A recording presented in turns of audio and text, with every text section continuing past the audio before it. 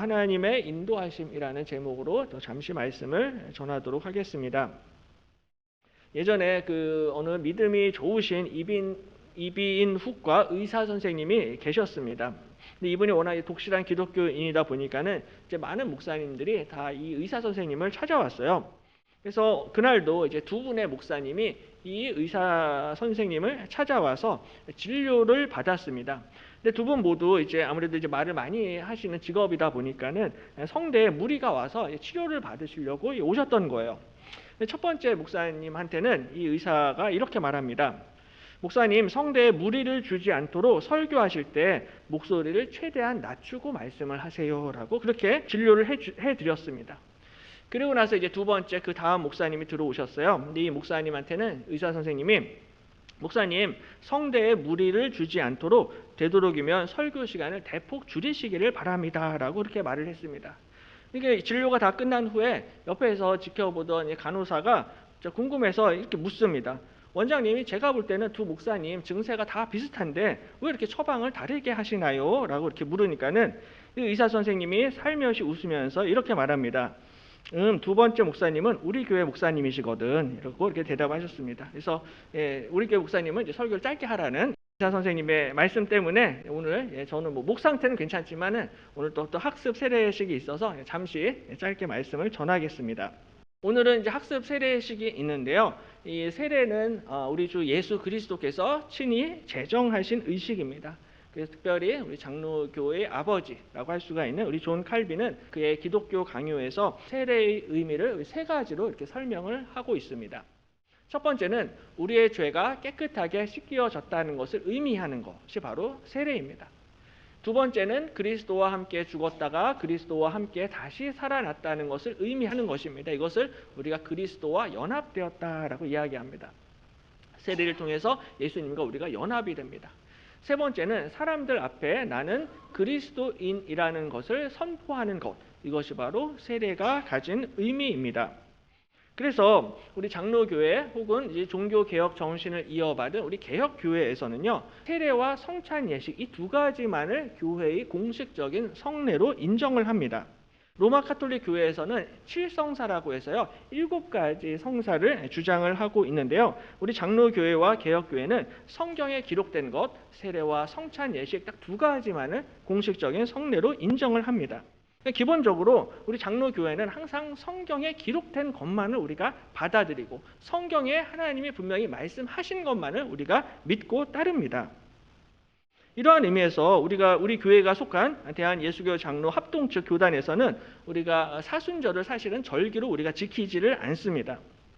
얼마 전에 미국의 국무장관이 미국 뉴스 인터뷰에 나왔는데요. 이 국무장관이 이마에 검정색 십자가를 그리고 나왔습니다. 왜 그렇게 그러냐면은 루비오 국무장관인데요. 이 사람이 카톨릭 신자입니다. 근데 이제 얼마 전에 카톨릭에서 지키는 제의 수요일이라는 이 어떤 전통에 따라서 이 공식적인 뉴스 인터뷰를 하는데 본인 이마에 이 십자가 모양의 제를 칠하고 인터뷰를 한 뉴스를 아마 많은 분들이 보셨을 텐데요. 논란이 된 적이 있습니다. 이처럼 사순절이나 제의 수요일 혹은 성금요일 이런 것들이 이제 전통적인 카톨릭 교회의 유산이다라고 볼 수가 있습니다. 근데 이제 종교개혁 당시에 존 칼빈과 쯔빙글리 같은 많은 종교개혁자들은요, 이 사순절을 폐지해야 한다라고 강력하게 주장을 했습니다. 특별히 칼빈은 사순절이 금식을 통한 인간의 공로를 내세우는다는 점과 또 미신적이다라는 점을 들어서 이거 완전히 폐지해야 된다라고 강력하게 주장을 했습니다. 이러한 의미에서 사실 우리 교단도요, 제가 찾아보니까는 제84회 우리 교단 총회에서 사순절을 절기로 지키는 것과 용어 사용을 총회에서 금지했습니다. 왜냐하면은 성경에 사순절이란 단어가 없어요. 사순절, 제의 수요일, 성금요일 이런 단어가 전혀 없습니다. 그러니까 왜냐하면 우리 장로교회와 개혁교회는 항상 성경 중심적으로 성경에 있는 것만 받아들이기 때문에 이런 것들을 우리가 인정을 하지를 않는 거죠. 물론 100% 우리가 다 그렇게 할 수는 없다 할지라도 끊임없이 성경 말씀, 성경 66권에 따라서 끊임없이 교회를 개혁해 나가는 교회가 바로 장로교회이고 개혁교회입니다.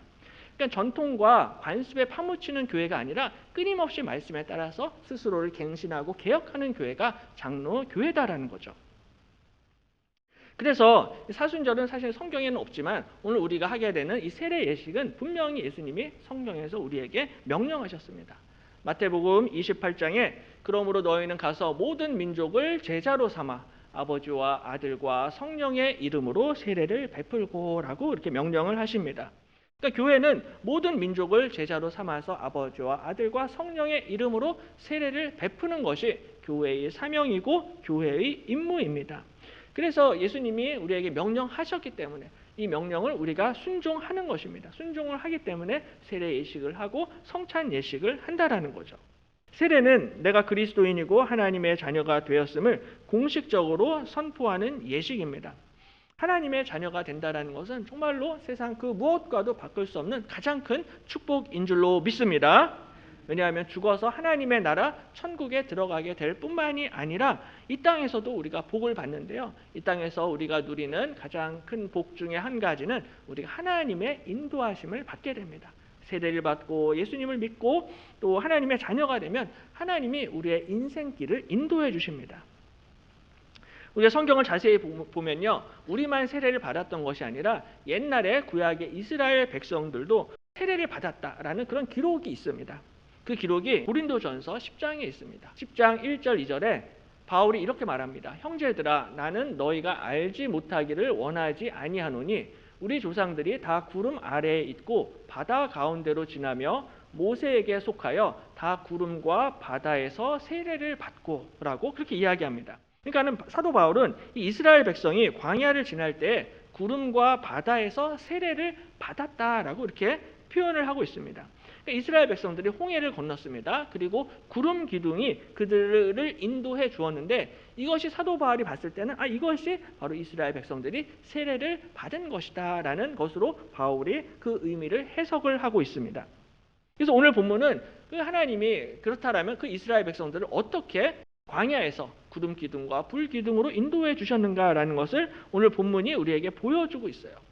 이스라엘 백성들이 이제 애굽 땅에서 벗어나서 이제 출애굽을 했는데요. 애굽에서 가나안 땅까지 가려고 하는 길은 두 가지 길이 있었습니다. 가까운 지름길이 있었고요. 멀리 돌아가야만 하는 길이 있었어요. 블레셋 사람의 땅을 통과하는 길은 금방 갈 수 있는 길이었습니다. 하지만 광야로 들어가는 길은 삥 돌아서 가야만 하는 시간이 오래 걸리는 그러한 길입니다.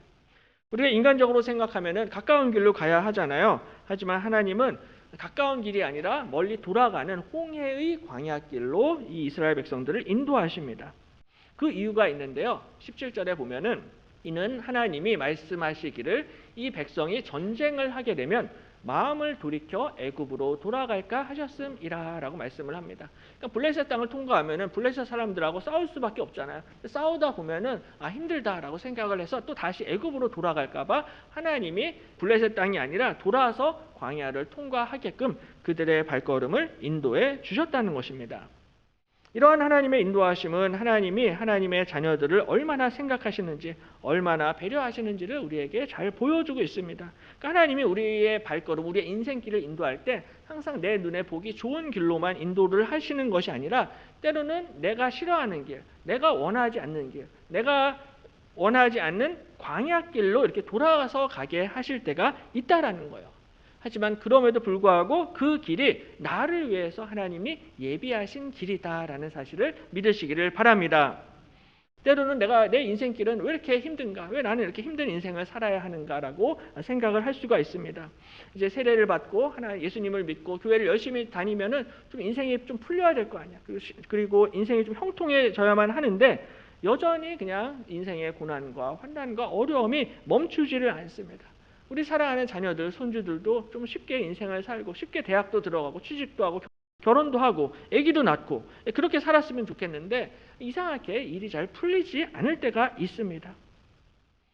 하지만 우리 하나님의 생각은 다를 수가 있다라는 거예요. 하나님은 내가 생각하는 것과는 전혀 다른 길로 우리의 발걸음을 인도하실 수가 있습니다. 내 예상과는 전혀 다른 길로 인도하신다라는 거예요.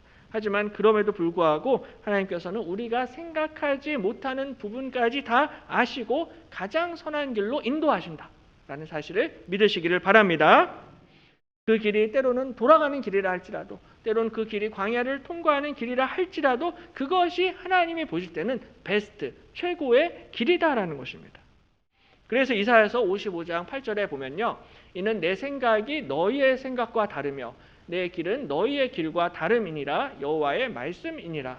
이는 하늘이 땅보다 높음같이 내 길은 너희의 길보다 높으며 내 생각은 너희의 생각보다 높음이니라 라고 말씀하고 있습니다. 그러니까 보통 우리가 생각을 할 때는 하나님의 생각이 내 생각과 같아야 된다라고 생각을 하는데 오늘 말씀을 보시면요. 하나님의 생각은 내 생각과 다르다라는 거예요. 하나님의 길은 우리의 길과 다르다라고 말씀합니다.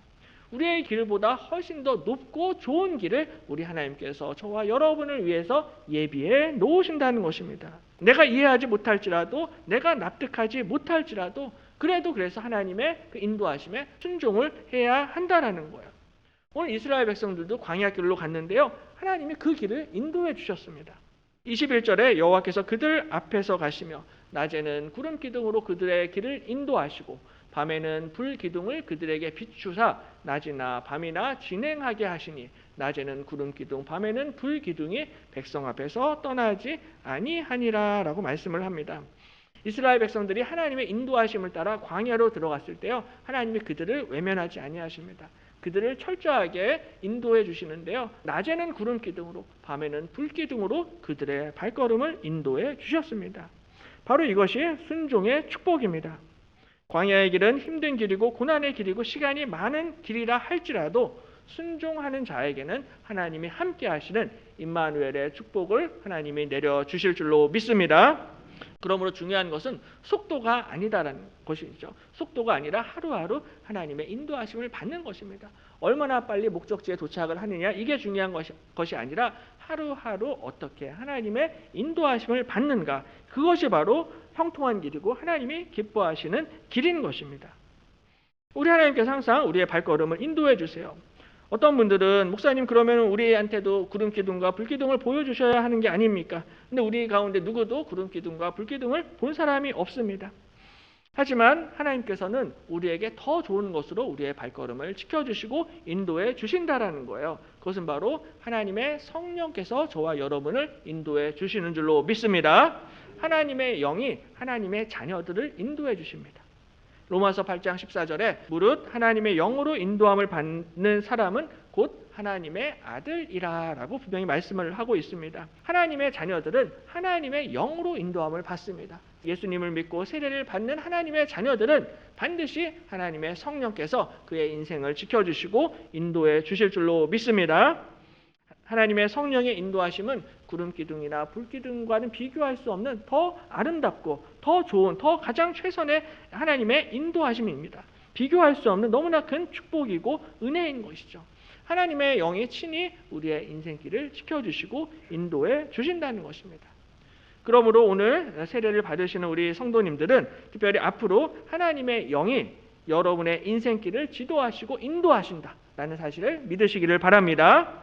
그러므로 오늘 세례를 한 번 받는 것으로 끝나는 것이 아니라 정말 일평생 하나님의 말씀을 가까이 하시고 열심히 겸손히 기도하시기를 바랍니다. 하나님께서 우리의 발걸음을 인도하시는데 인도하시는 방법은 바로 말씀과 기도를 통해서 우리의 인생길을 인도해 주십니다. 말씀을 가까이 하고 겸손히 기도할 때 하나님께서 저와 여러분의 인생을 가장 선한 길로 인도해 주실 줄로 믿습니다. 그래서 앞으로도 변함없이 날마다 하나님의 말씀을 가까이 하시고 겸손히 기도하심으로 하나님의 인도하심을 받으시기를 주님의 이름으로 간절히 축원합니다.